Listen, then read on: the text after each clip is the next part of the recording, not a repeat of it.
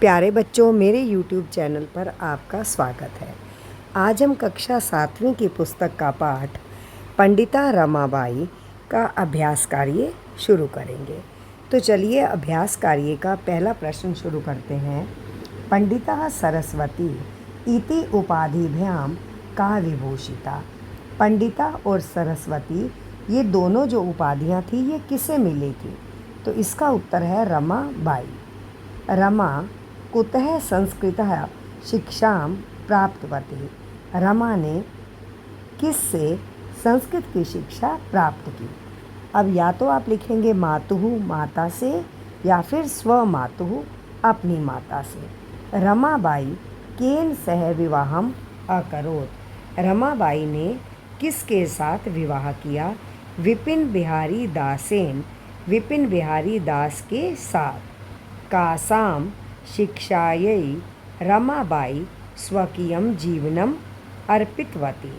रमाबाई ने अपना सारा जीवन किसके लिए अर्पित कर दिया? स्त्रियों के लिए।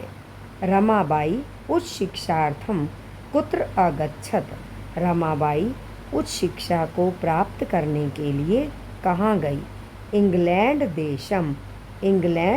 देश में। अब चल रहे हैं हम दूसरे प्रश्न पर। अब दूसरे प्रश्न में क्या है? रेखांकित पदानि आधृत्य है प्रश्न निर्माणम कुरु। अब जहाँ रेखांकित शब्द हैं उन शब्दों के आधार पर हमें प्रश्न निर्माण करना है। रमायाः पिता समाजस्य प्रतारणाम असहत। कि रमा के पिता ने समाज से तिरस्कार को, प्रताड़ना को सहा। अब रमायाः, अब किसके पिता ने सहा? अब रमा शब्द यहाँ पर स्त्रीलिंग शब्द है, तो यहाँ पर अगर हमने स्त्रीलिंग शब्द की विभक्ति को ढूंढना है, हमने याद किया था, अभी आपने देखा पिछली क्लासेस में हमने किया था किम का शब्द रूप याद। तो हमने किसके स्त्रीलिंग शब्द है तो आया कस्याः, षष्ठी विभक्ति। पत्युः मरणानन्तरं रमाबाई महाराष्ट्रम प्रत्यः अगच्छत। पति की मृत्यु के बाद रमाबाई महाराष्ट्र में लौट आई। अब पत्युः यहाँ पुल्लिंग शब्द है, तो यहाँ आ गया किसकी मृत्यु के बाद, तो यहाँ लग गया हमारे पास कस्य। जो हमारे को रेखांकित शब्द दिया गया है हम उसे देखेंगे, उसी के अनुसार हम प्रश्न निर्माण करते हुए यहाँ पर शब्द लगाएंगे। रमाबाई मुंबई नगरे शारदा सदनम अस्थाप्यत। रमाबाई ने मुंबई नगर में शारदा सदन स्थापित किया। कहाँ किया? तो आ गया यहाँ पर कुत्र। 1922 तमे ख्रीष्टाब्दे रमाबाई महोदयायाः निधनम अभवत। 1922 ईस्वी में रमाबाई महोदया का निधन हुआ। अब किसका निधन हुआ? कस्याः। स्त्रियः शिक्षा लभन्ते स्म। स्त्रियाँ शिक्षा प्राप्त करती थी। कौन शिक्षा प्राप्त करती थी? तो आ गया यहाँ बहुवचन में कहा। अगला है हमारे पास प्रश्न नंबर 3। रमाबाई किमर्थम आंदोलनम प्रारब्धवती। ये देखिए बेटा, यहाँ पूर्ण वाक्यन उत्तरत है, तो मैंने इनके उत्तर यहाँ नीचे लिख दिए हैं ताकि किसी को कोई कठिनाई ना हो उत्तर देखने में। रमाबाई किमर्थम आंदोलनम प्रारब्धवती। रमाबाई ने किसके लिए आंदोलन आरंभ किया? रमाबाई बालिकानां स्त्रीणां च कृते संस्कृतस्य वेदशास्त्र आदिकस्य च शिक्षायै आंदोलनं प्रारब्धवती। कि रमाबाई ने बालिकाओं के लिए, स्त्रियों के लिए और संस्कृत के वेद आदि की शिक्षा देने के लिए ही इस आंदोलन को आरंभ किया। प्रश्न नंबर 2। निसहाया स्त्रियः आश्रमे किम लभन्ते स्म। बेसहारा जो औरतें थी, स्त्रियां थी, आश्रम में वह क्या प्राप्त करती थी? निसहाया स्त्रियः, बेसहारा स्त्रियां आश्रम में मुद्रण, टंकन, काष्ठ कला आदीनां च प्रशिक्षणं लभन्ते स्म। टंकन की शिक्षा को, मुद्रण की छपाई आदि की शिक्षा को ग्रहण करती थी।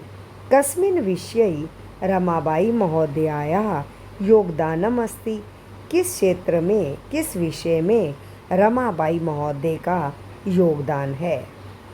स्त्रीशिक्षायां समाजसेवायां रमाबाई महोदयायाः योगदानम अस्ति। स्त्री शिक्षा में और समाज सेवा में, अब देखो मैंने ये शब्द इकट्ठा लिखा है, समाज सेवाश्च, या तो आप सेवायाम और च लगा दो। रमाबाई महोदय का बहुत अधिक योगदान है। केन रचनाद्वयेन रमाबाई प्रशंसिता वर्तते। कौन सी दो रचनाएं हैं जो रमाबाई की प्रशंसनीय हैं, जो उनके लिए सबसे अधिक प्रसिद्ध हुई?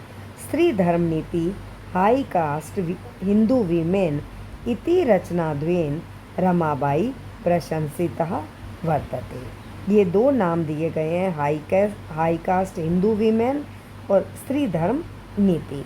ये दो रचनाएं रमाबाई की सबसे अधिक प्रसिद्ध हैं।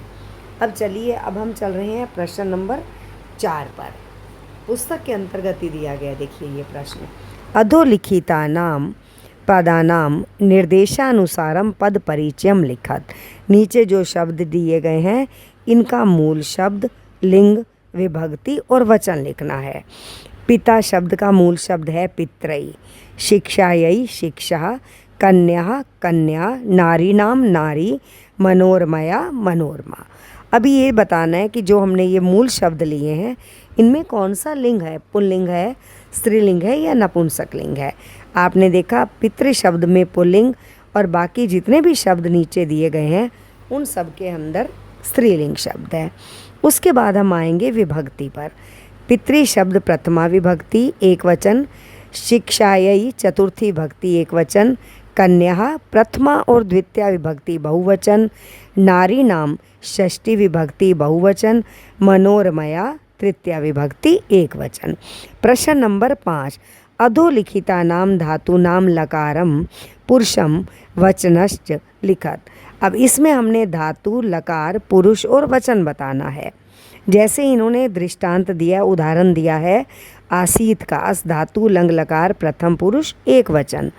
दिया गया है कुर्वन्ती, क्री धातु, लट लकार, प्रथम पुरुष। उसके बाद है हमारे पास आगच्छत, आ जमा गम, लंग लकार, निवसंती, नी जमा वस धातु, गमिष्यति, गम धातु, अकरोत, क्री धातु।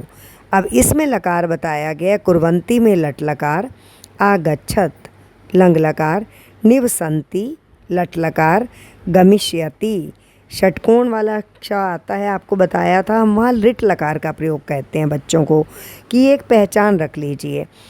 लिट लकार, अकरोत, लंग लकार। उसके बाद है कुर्वन्ती। अब इसमें हमने पुरुष बताना है।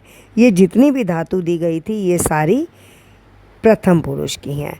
अब आप अपने आप से देखेंगे, कुर्वन्ती बहुवचन, आगच्छत एक वचन, निवसंती बहुवचन, गमिष्यति एक वचन, अकरोत एक वचन। प्रश्न नंबर 6। अधोलिखितानि वाक्यानि घटनाक्रमानुसार लिखत। पाठ के अंतर्गत जितनी भी यह पंक्तियाँ आई हैं हम देखेंगे पहले कौन सी पंक्ति आई है, किस तरह से इन पंक्तियों का घटनाक्रम जुड़ता है। यहाँ मैंने नंबरिंग कर दी है, उसी के आधार पर पढ़ देती हूँ। 1858 ख्रीष्टाब्दे रमाबाई जन्म अलभत, सा स्वमातु संस्कृत शिक्षां प्राप्तवती। रमाबाई महोदयाया विपिन बिहारी दासेन सह विवाह अभवत। सा उच्च शिक्षार्थम इंग्लैंड देशम गतवती। सा मुंबई नगरे शारदा सदनम अस्थाप्यत। 1922 तमे ख्रीष्टाब्दे रमाबाई महोदयाया निधनम अभवत। आशा है बच्चों आपको अभ्यास कार्य समझ आ गया होगा। आप इन्हें अपनी उत्तर पुस्तिका में लिखिए, अभ्यास कीजिए ताकि आप परीक्षा में अच्छे अंक प्राप्त कर पाएँ। मेरे चैनल को लाइक करें, सब्सक्राइब करें। धन्यवाद प्यारे बच्चों।